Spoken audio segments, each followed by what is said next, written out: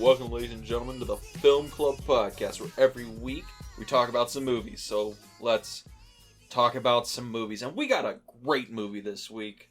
We do, and we're continuing with our Quentin Tarantino director spotlight. And what are we watching today?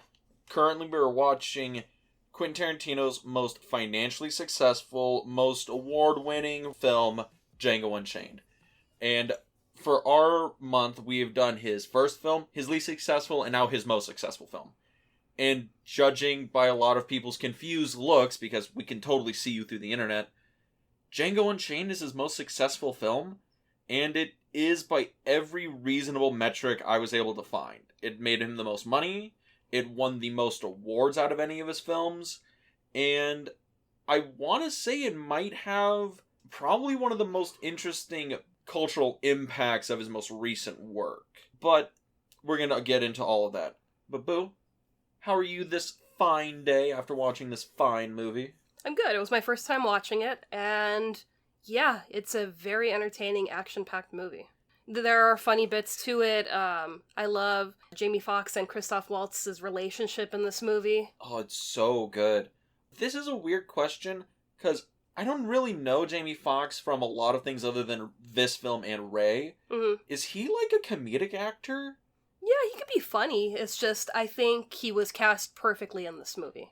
Oh, yeah. So it was interesting to see him in other projects and to see him as Django, and it's like, oh yeah, this role was like written for you specifically to be Django. He really can, be anybody. We've seen him in Spider-Man, we've seen him in comedies, and it's just like, in this movie, it's like, yeah, he's Django. And he kicks ass and doesn't take any fucking names. Oh, yeah, this movie is so much fun. It's also a little, I guess it's not a little, it's a super hard R, right? Yeah. This is not a, I guess you would say a family film by any stretch of the imagination. No. So, disclaimer, if you haven't seen this movie, do not watch it with children, and if you're not into gore or seeing people being very, very mistreated, do not watch this movie. Or the dropping of the N-word multiple times, because this is a movie about slavery in the United States. I think it was, 2 years before the Civil War? That's when the film is set, yeah. So there is a lot of bad language, and I think this movie takes, it's like the number one movie that says that word the most in film history. Is it? It is. It's said over, 100 times, 130 or 140 times. That's a weird statistic to know. But I guess for people who are not in the know, we should probably tell them what the movie's broadly about. And do you want to take this one? I think you should, because you've seen this multiple times. This is my first time. Yeah, I've seen this movie, I don't know, like 2-3 times at this point. And it's very good. I really enjoy it. But the film is about Django, a freed slave who is brought into a business relationship with a German bounty hunter, Dr. King Schultz, as they collect bounties throughout the West, and putting Django on the quest to find his wife, who has been taken in by the very racist, very disgusting, and incredibly charming Calvin Candie, played by Leonardo Dicaprio. Down in Candie Land. Candie Land. I mean, as soon as I heard that, I was like, you gotta be kidding me. Candie Land? It is a weird thing, and I feel it's a reference to something that's not the board game. I saw that look in your eye. No, it's not the board game. I mean, immediately I thought of the board game, and I was like, not that I've played Candie Land in a long time, but I'm like, man, I don't think I could ever play Candie Land again. It's true. But the movie is a revenge story, and it's an action movie. It has some suspense. There's a lot of comedy bits in it, and it's just such a really weird genre mashup of a film that it all works. It's also like 3 hours long. Yeah, it's a long movie. It's got its Tarantinoisms throughout the movie. It's got great music in the movie. Great music. Also, I got a question. So, because this is a 3 hour long movie, I feel like this flies by. Like, I feel the pacing in this is fantastic. Yeah, pacing was fine. It's just I ran into the speed bump where my internet dropped in the middle of the movie. So I lost about an hour. But I mean, once the internet kicked back on, then the momentum, kept going. Yeah. So it also stands pretty well because that first hour is like its own movie. Yeah. With King and Django. Yeah. Man, the movie, I just really enjoy how this movie is just structured. This is just a well crafted film. It's like that fine wine that's been aged for like a few years. It's kind of like the superhero universe where it just like keeps expanding, and that's how this movie feels. Like, you know, we meet Django in the middle of the night and he's being transferred over with other people, and then as soon as he meets up with the doctor, this world just kind of expands. His character expands. You know, he's turned into this bounty hunter that's going to go out and, you know, kill everybody that's in his way to get to his wife. Yeah. And it's just such a well-acted film, too. Because, as you were saying, the film expands and we get more people involved. We get the different bounties. We get, like, the proto-clan, which is just this big comedy bit with, like, Jonah Hill's in there for some reason, and it's just great. And, like, Candie Land. And all these little characters that show up are all played, like, really, really well, and all the performances are so good. Again, surprising that only Christoph Waltz won an Oscar for his role in the film. I'm not sure if Leo and Jamie Foxx were nominated, or even Samuel L. Jackson, because I think they all do, like, A+ performances. They do, and this was a long time ago, so they might have all been nominated, but yeah, Christoph Waltz won, but I think they all did an excellent job. Everyone really stepped into who their characters were, made it their own, and it just made the movie feel more authentic. Oh, yeah. But I guess let's go on a little bit more down this train. Where do you want to start? I think we should start with the characters. I guess let's get started with the characters. So, we have Django, played by Sir Jamie Foxx. He's not knighted, but whatever. We'll knight him. Exactly. Because, my God, he is a superhero in this movie. He really is. This feels like a superhero origin story, right? It does. I mean, he's got his own theme song. I know this about the theme song, you know, Django. Yeah. That is from the original film Django from 1964, I think? It's early 60s, yeah. Yeah, I watched that film a couple of months ago, because I was watching spaghetti westerns for a previous podcast, and that movie is great. I love that movie. That movie is just a slice of Italian cheese that is just aged. Mwah, très magnifique. And it's one of Tarantino's favorites, and he met the director.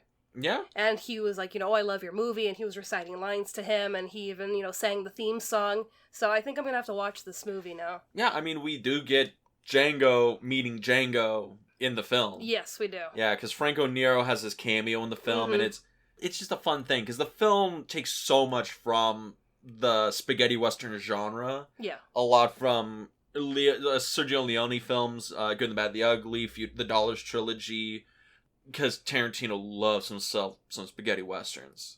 I mean, spaghetti westerns are awesome. Oh yeah, I love all those Clint Eastwood westerns. Yeah. I think they're all fun. But Django, back to what we were talking about a second ago.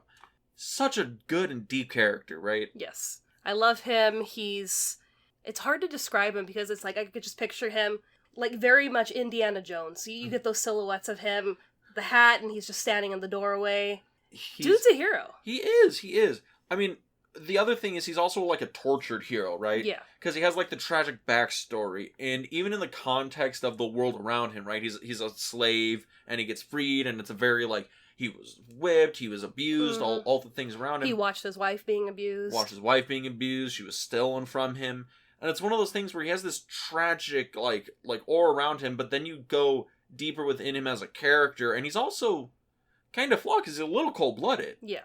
You know, he has this sense of morality, but he's really just one of those goals-oriented heroes, right? Yeah. Where he's like, well, this guy's got a bounty. Granny's in front of his kid, but if I kill the guy, I get the bounty. And I gotta do what I gotta do. Yeah, it can be a little rough, but Django gets the job done. Yeah. And he has to get his job done with his best pal, his mentor figure, the father figure that's in a lot of Tarantino films. Yes. And that's Christoph Waltz playing Dr. King Schultz, who is just, this guy's in a different movie, right? Oh, he's just having a great time. Right? Like, I love Christoph Waltz. Like, he is so good in, like, everything I've seen him in. Yeah. Because he was in Inglourious Basterds right before this, right, with Tarantino? He was, and he was a bad guy. And then, you know, Tarantino approached him about this movie, and he was like, I don't know, but, you know, if you have me being polite to everybody, I don't want to be mean to anybody, I will do the role. I mean, as much hatred as we get in this movie, it was refreshing to see somebody that was a genuine, understanding person. Yeah, even though he's a cold-blooded killer. Yeah. That's the other thing. Like, everybody in here has these weird contrasts, But right? I love his shtick where he would kill somebody and be like, whoa, excuse me, sir, I'm sorry I did this, but I have the documentation in my pocket, and this man has done so many, horrible things. I had to do it. I'm, doing this favor for you. I will take my 200, please. It is great because every time he pulls a bounty, he goes into the long, ultra polite, just like ramblings of a lawyer to everyone around him. And it's great because so many of these people just look at him and they're like, that sounds right. I don't know what the fuck he's saying, but he sounds like he knows what he's talking about. Yeah, and I mean, we get that later in the movie when he's talking to Django, and he's like, you have to commit to your character. Yeah. It really helps you get by, and that's how, who knows how long he's been a bounty hunter for, but he's been able to make an income and move throughout the country. There's another point there, because I guess this comes up in the Tarantinoisms, right? Yeah. We'll jump to Tarantinoisms real quick, because it's now relevant. Dr. Schultz is directing Django like a director directs an actor, tells him he's playing a character, he's getting into a role, and we saw the same thing in Reservoir Dogs. We did. And to an extent, we kind of see it in Death Proof, the film we saw last week. Yeah. Tarantino really does have a fascination with showing the artifice of film and of performance. A movie within a movie. Yeah, exactly. And I wonder if that's something that carries on through almost all of his films. Yeah. I mean, it's interesting, it's a different way to go, but I like that it's different every time we see it. It's not the same tired bit. It's like, okay, this time he's, basically taking on an apprentice, and we're seeing it kind of in that light. And it's just, he's determined to make his apprentice better than him. So that someday when they've parted, Django could stand on his own, he's his own free man, and he can, continue to put that money in his pocket. And that's another Tarantinoism. The whole father dynamic. The father-son, or like the mentorship role. Because we get that, again, in Reservoir Dogs, and also a little bit in Death Proof. Just a little bit with, like, the more seasoned stunt woman taking Rosario Dawson under their wing and kind of showing her. It's a very interesting thing that these show up everywhere. That it's kind of centered around family. Yeah, it's centered around this very strange self-made family dynamic. I mean, we see it in Inglourious Basterds, right? All the bastards get together to form their own little... Their family, yeah. Yeah, their own family dynamic. And it is an interesting thing that these little Tarantinoisms show up so often in all of his films. But in this film, his arguably most successful, they're almost like the easiest to pick out, right? Yeah. Like, it's really easy to pick out the Tarantinoisms, especially the needle drop moments. Because this movie pays no mind to period accurate music. Yes. What is it? We get, I'm pretty sure there's some Jay-Z in here. I'm pretty sure there's a Kanye song. There's a lot of, like, 60s, like rock or punk music all over this. And scoring itself. The score's by Ennio Morricone, if I'm not mistaken. Yeah, and this was the score that got him the Academy Award, I believe. Yeah, no, he wasn't nominated this year for the Oscar. I know he did win one, though. He's won a few, I think. Yeah, because I know that he worked with Tarantino before, and he was kind of like, ooh, it's kind of hard to work because Tarantino loves to throw in, score and then a popular song, and so he was just like, this is kind of all over the place. And then he worked with him again, and he ended up getting the Academy Award. And it was just like... that was probably for Hateful Eight. Could be. Because I think Hateful Eight was his last film before he passed away, I believe. Could be. So it's just like, stick it out, and... Yeah. It's a Tarantino movie. It's going to do well. And this movie did very well. Oh, yeah. And I mean, also having Morricone doing your score, that's another direct tie to Leone, spaghetti westerns, that whole Italian spaghetti western genre. Yeah. And this film is just like... God, it is really Quentin Tarantino making a fan letter to Sergio Leone. Yeah. Like, that is what this movie is. It's like 3 hours long. It's got the long, drawn-out kind of scenes and dialogue and long builds up. That, and it also has... gunfights. It has gunfights, but it also has landscape. Yeah. Well, that's the Western trope right there that everyone needs to see. If you are making a Western, you need to make love to your landscape shots. Yeah, and it's just, it's not the tired, like, dirt, Old West kind of shot.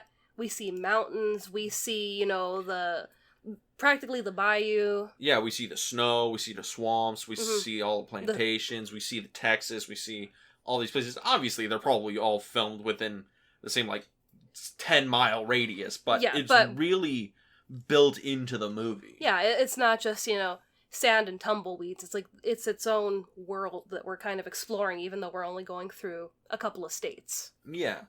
And that's the whole thing with, the Tarantinoisms, right? Because he's a genre nut. And he really knows, the keys of the genre, and that's why he's really going in with beautiful landscapes. We got to get these big hero shots. It's got to be filmed this certain way. And it's all on, film. It's not digital. And it's a really interesting thing. But back to the characters, right? Because there's at least 2 more characters that I think we really need to highlight here. Yeah. Well, maybe 3. Maybe 3? Maybe 3. All right, who do you want to start with for the last 3, I guess? Well, we got to talk about Brumhilda. Brumhilda. Yes, that is Django's wife, and that is played by Kerry Washington. And I recognize this woman from, a bunch of things. I have no idea what I've seen her in. Yeah, she was in Scandal, I believe. She was the star of that show where she was, I think, dating the president. Yeah, Scandal. She was also in Ray with Jamie Foxx. That's Save the Last Dance. That's probably what I've seen her in. I've probably seen her in Ray before. Because she looked so familiar, and she is very good in this. For not really having a lot of dialogue, but she's really able to portray so much with her body. Yeah. And I don't know, she's a really good and kind of captivating actress to just watch perform. Yeah, it's kind of nice to see. We see her for the first time in distress, and Django's begging, don't hit her, take it out on me. But we see her come full circle in this movie, so we kind of get to see some of her personality versus being in fear, because they really put her to the test a lot in the scenes that we do see her. I also love how she's this kind of spectral figure for Django as he's traveling through the South, where he just looks off in the distance and she's just there, and then she disappears into the bayous and things like that. I think that also helps kind of make it feel like the old movies where these guys are out for miles and miles on a horse, and your mind just kind of wanders and you're picturing that person that you miss, that you want to see so much. Yeah, and it also gives the film a very almost otherworldly quality, and it kind of gives it the feeling like the Odyssey, right? Yeah. Where it has this almost mythical aspect to it. Kind of dreamlike. Yeah, exactly. Because it almost feels like, I guess this is probably going into the fact that Django is literally on a Joseph Campbell's hero's journey, right? Where he is this guy who starts off and he travels into the depths of the beast and he thinks he can find it, but he has to leave and come back around. And this is really a hero's journey narrative. And Brumhilda is this the figure of his desire. She's the goal at the end of the tunnel, but she's also I don't want to say she's a completely 3-dimensional character. She's a little bit of damsel in distress, but you do get a good sense of her feelings in the moments and the scenes she's in. And I do think that Kerry Washington does a great performance here. Yeah, I mean, she really, really made that part her own, and it was just interesting to see her range. Yeah. Because we go from distress and fear to... basically torture, right? Tortured, yeah, because that's one of the other major times we see her is when she's in Candie Land, and I was just like, oh my god, how are they doing this to her? Don't want to spoil it just yet, but... Kerry Washington, amazing. Very good, very good. And then I think we have to talk about Samuel L. Jackson. Yes, Samuel motherfucking Jackson, who himself said he was playing the most despicable black man in cinema in this role. Yes. And he's playing Stephen, and he is the head house servant of Calvin Candie, and he is just as vile, probably even more vile and evil than even Calvin Candie. Yeah. Because like, he's doing this not only to, like, his own people, but he seems to, like, relish in the fact. He kind of, like, loves the amount of power he has. Yeah. That he can lord over people. And he's also really manipulative. Because he has Calvin wrapped around his finger. Mm-hmm. Like, he knows, he's like, Calvin could kill me. But he won't. He won't. He needs me too much. He does. And Samuel L. Jackson is such a good actor. He is. So good. I don't think I've seen a Samuel L. Jackson performance I didn't like. Nope, can't think of one. I know. I even liked him when he got eaten by the shark in Deep Blue Sea. But, yeah, Samuel L. Jackson is, like, okay, Steven's role in this, because would you put him as, like, the main antagonist? Or is he, like, that, like, or is he, like, Palpatine? He's Palpatine in this movie. Where he's the bad guy, but he's, like, the bad guy in the shadows? Yeah, it's like, I'm really pulling the strings to this operation, but I'll let this dummy think that he's in charge. Yeah, and the dummy that's in charge is way more openly sadistic and openly malicious, and also, he's also played by Leonardo DiCaprio. Leo. Do we got to talk about Leo? We absolutely have to talk about Leo. Okay, the man who stole the show in every scene he's in. The man that is a meme himself. Exactly, and Leonardo DiCaprio playing Calvin Candie, I want to argue, is one of his best roles he's ever done. Oh, absolutely. Right? And this is Leonardo DiCaprio, who arguably has had a career of iconic roles, of being a phenomenal actor at least in, like, the last 10 years. He's been great in everything I've seen him in. Yeah. But I want to know your thoughts on Leo the performer, and then the character of Calvin Candie. I mean, Leo the performer is amazing. He always has been, from way back in the day. You've just seen that potential grow and grow and grow. And he's one of these actors where he kind of flipped the switch and he is that character. Mm-hmm. And that's what I love about him, is just his, dedication to these roles.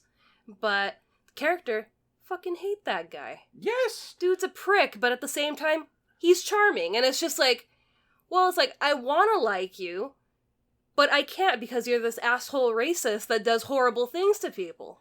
And he's also... It's one of those things where Leonardo DiCaprio didn't really want to take the role because he didn't want to play villains. No. I mean, if you look at his career, he's played a villain twice, including this role. Mm-hmm. And he takes on Calvin Candie, who is, like, the worst kind of villain. Like, you would want to play on screen. Openly racist, really dumb, really sadistic. But Leonardo DiCaprio is also just has a natural charisma that he injects into the character and makes him so watchable. Like, I hate Calvin Candie, but I love watching this guy just monologue. And it's just interesting to see his approach as the character, because you could see when it looks like he's about to, like, flip. You're thinking, oh my god, he's finally gonna lose it. And he'll, turn and be like, I'm sorry you've been here. Can I get you something to drink? And it's just like, ooh. It's like, that evil's there, but it's like he knows well enough in his conscience. I can't reveal it just yet, so I'm gonna keep killing you with kindness before I actually kill you with my bare hands. Yeah, and also the dinner scene. Yes. Is, again, arguably, if this is Leonardo's best role or one of his, like, top 3, that's his best scene. Yeah.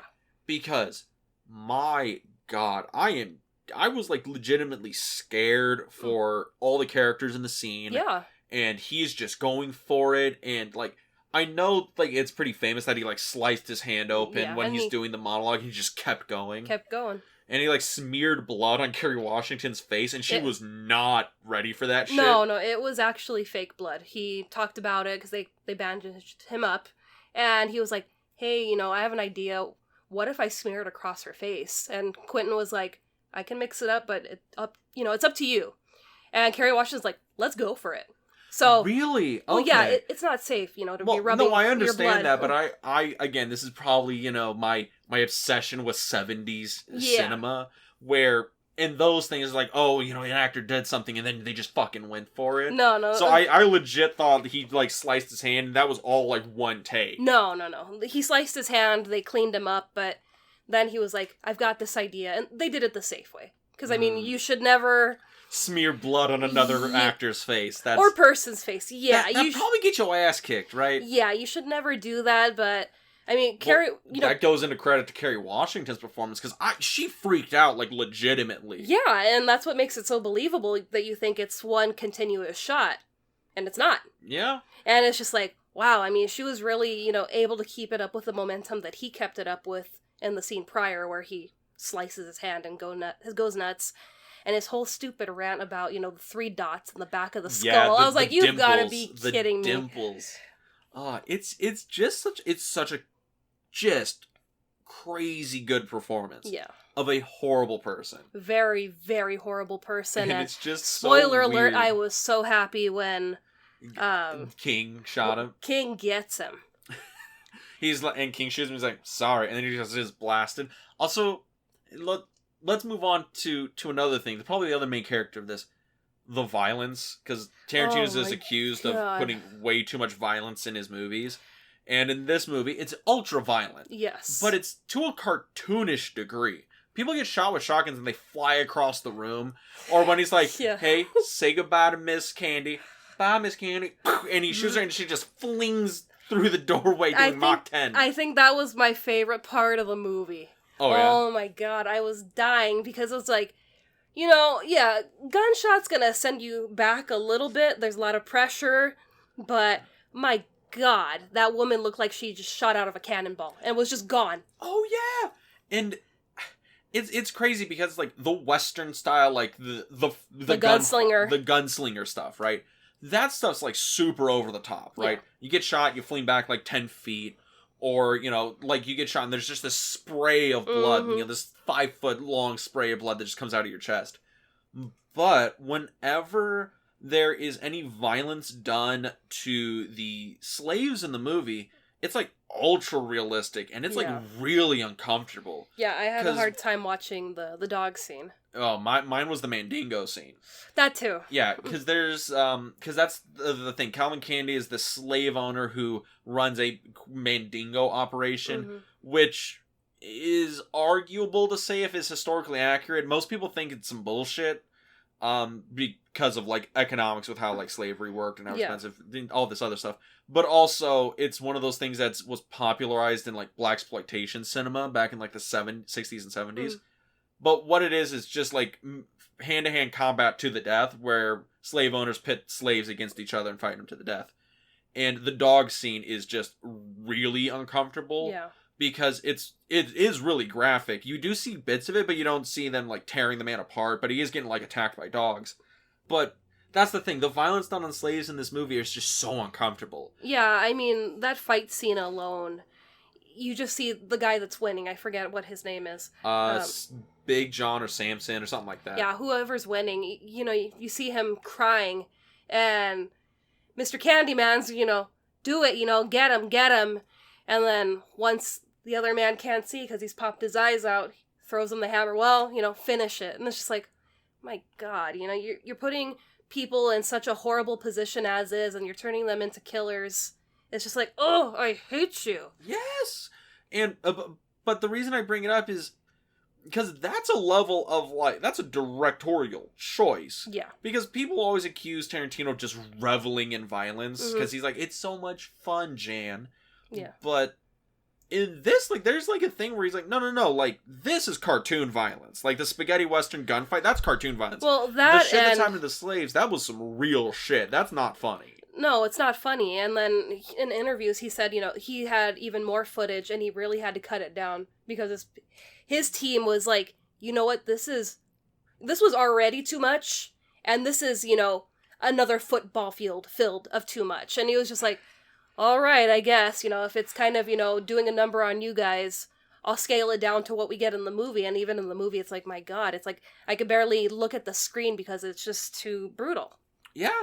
And I think that's, again, the weird, mature directorial choice of, like, this shit was fucking brutal. It was not at all, like, pleasant for a day. It was brutal and harsh and wrong and evil. And is this... I don't want to call this a mature film, but is this... No, this is a mature film. This is the most mature, like, Tarantino gets? Yeah, I think so. This was a really, really hard movie to watch because you just want to help everybody that's being either abused, victimized, murdered. It's like you just want to help and stop these people that are so ignorant and think that they're entitled to just do what they want to do with another human being. Yeah, it's such an interesting film in Tarantino's filmography, because it does have a take on this, and it has his bend to it, and it's probably a more mature take than you would give him credit for once you look at like the nuance of it. But again, this is still an action western film. It is, and that's why having Django in it really helps, because you feel like he is the hero that is there to save the day. For the audience that is just sitting there like, oh my god, this is driving me crazy, and I wish I could do something to help. You got Django that comes in and just... He does what the audience wants to do. He blows up the motherfucking house. He does. Did you love that end bit? Oh, yeah. Absolutely. Hilda puts the fingers in the ear, the big explosion. The movie is just such a fun ride, too. I mean, once you get past like the overly brutal stuff, it's just like such a fun Western adventure movie. But, Django Unchained. Any other big overarching thoughts on the film? I did like the part with the Australians. The obnoxious Tarantino cameo? Yeah, because I'm like, okay, I know it's gonna happen. It might be something brief. It was a lot longer than I expected. It was a whole scene. That's why I'm like, oh, okay. I'm like, sticking around for just, more than, like, the Hitchcock cameo where, okay, I saw him, boom, he's out of the frame. It's like, no, we got a scene with him. I love that Django's able to convince them to let him go. It's an evolution of his character. He's on the Schultz line of reasoning with the problem, right? Well, yeah, he's smart about it. He stepped into King's character, where he's like, they're kind of fooling you, they let you take us, but meanwhile, they're over there with the cash. And you could have had a payday, but they just let you walk out of there like idiots with us and didn't pay you. But I have documentation in my pocket, and I can come up with a plan, and we can do this. And sure enough, they're like, wow, his story matches up with the other guys that we have here, that he, is a bounty hunter that showed up on a horse. And that's the thing where when they're talking to him, and he's like, I don't sound like no slave. Do I sound like a slave to you? And that's another evolution of Django's character, because at the beginning of the film, he was like, when he was with Schultz, he's like, I have no idea what the word positive means. Yeah, and I love that. And he talks like so differently at the beginning of the film versus the end of the film. Yeah. Sorry. No, that's what I love seeing throughout the movie, where he would ask Schultz, well, what does that mean? I don't know what that means. Or when he's reading, like, the bounty letter, and Schultz is like, oh, okay, that word's this. And, like, encouraging him to read and to form sentences better and speak better. So it's like, you see the evolution of Django in this movie. And it's really subtle. Yeah. It's a thing that happens, like, really subtle. You might not even notice it until, like, the end of the movie. Yeah. With how he talks to people and how he, like, converses versus the beginning. But, I mean, he's always been special.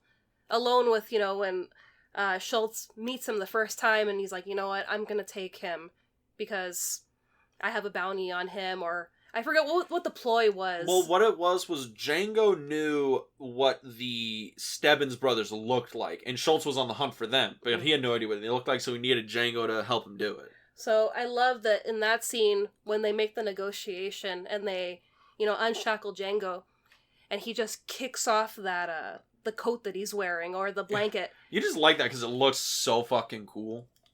It looks cool, but it also shows his character. It's like, you've had me walking for days, however long. You haven't fed me, but you haven't broken my character, my spirit. Mm-hmm. And it's just, seeing that moment of, that's it. That strength. That strength. It's like, I'm out of here. Now you have to be worried about me because I'm going to fuck with you. And I just love that, that King gives the slaves the option. He's like, you could either help this man to town, or you could kill him and bury him in a deep hole. The choice is yours. Good day. Also, did you know the North Star is that way? Have fun, guys, and just the world's off. It's, again, the beginning of the film, how it sets up Django and Schultz and all those people, and how it, like, plays out. Because we don't even meet Leo and Samuel L. Jackson until, like, the third act. Well, like, halfway through the movie is closer. No, I mean, it's not like he's, like, looming in the background, like, ooh, you know, this is the bad guy, eventually like we'll he's get Darth him. Vader and all that. Exactly. It's like, no, we get the build-up. We see horrible people, and then we meet the worst of the worst. Yeah. But, speaking of the worst, this is Tarantino's best of the best. Do you understand, or do you think this actually is his most successful? Because we were in a pretty strong agreement for Death Proof, that was his factual worst film. Yeah, I mean, this one, when you were putting together this month, I didn't understand why it was the best of the best. Yeah. Because I had always assumed that Pulp Fiction was his best of the best. Now, I guess finally full explanation here. So there were 3 films that were arguably going to be put up here, and it was going to be Pulp Fiction, because that film's on the AFI most, like, top 100 list. It's been probably the most studied of his films, but it made the least amount of money, and he didn't win an Oscar for it, or he didn't win major awards, or he didn't have enough major award nominations for it. But then you had something like Inglourious Bastards, which was nominated for a bunch of shit. It won an award. It was all these different, like, accolades. It was the one that probably had the most consistent spread across, like, BAFTAs, Oscars, Critics' Choice Awards, things like that. But its box office return wasn't as high as Django, which not only had the highest box office returns, also had the most Oscar wins for supporting actor and screenplay, and also it had more or less the same amount of accolades across all such things.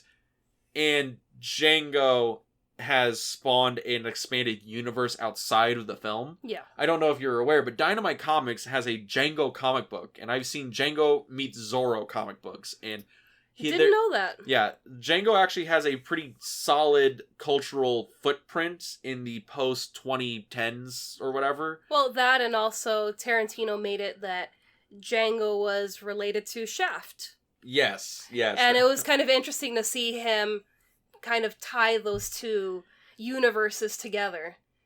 But, yeah, after this and after, you know, talking to you, it's like, I can see why this is his most successful movie.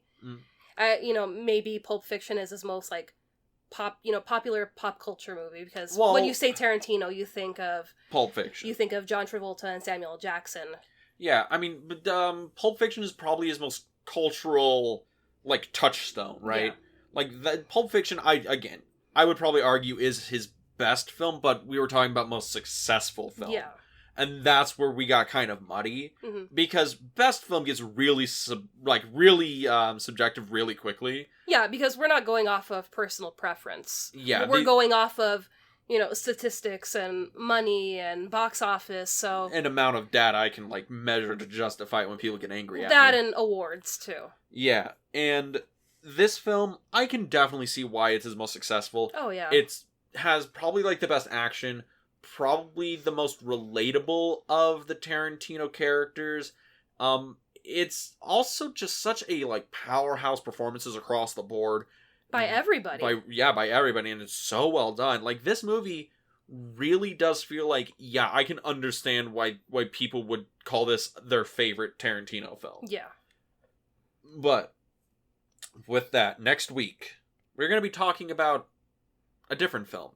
Because we've gone through his first film, least successful film, most successful film, and now his latest film, and your favorite Tarantino film. It is my favorite Tarantino film. We're going to be talking about Once Upon a Time in Hollywood. Yes, Once Upon a Time in Hollywood, with Leonardo Dicaprio coming back. We got Brad Pitt coming in. Kurt Russell has his spot in here. Margot Robbie's in here. A lot of people make a cameo in this movie. It's really fun. We saw it in the theater. It was a really good showing. I'm excited to talk about it. I mean, I'm kind of sad, you know, after seeing Django for this episode, I'm kind of sad I didn't see it on the big screen, because this is a really good movie. It is such a good movie. Django is one of my new favorite heroes, because he kicks so much ass. Boo might have to go back and rewatch this one. Might have to rewatch it. I mean, I love his, I didn't know I looked good in purple. When he's wearing, like Calvin Candie's, like, suit and stuff. Yeah, and it's just like, I really like this character. But, yes, next week we'll be talking about Once Upon a Time in Hollywood.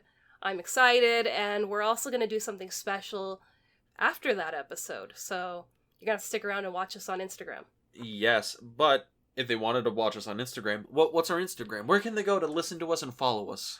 If you want to follow us on Instagram, you can find us on there at the Film Club Podcast. We're also on Facebook under the same name. And if you want to listen to us on a different platform than you currently are, we're on Anchor FM, Apple Podcasts, Spotify, and we're also on YouTube. Yeah, you can go to our YouTube channel, In the Frame. That's In the Frame on YouTube. Like, comment, subscribe, do whatever you do. It's a lot of fun. And with that, Boo, any last words? We'll see you next week at the Film Club. All right, everybody, have a good week.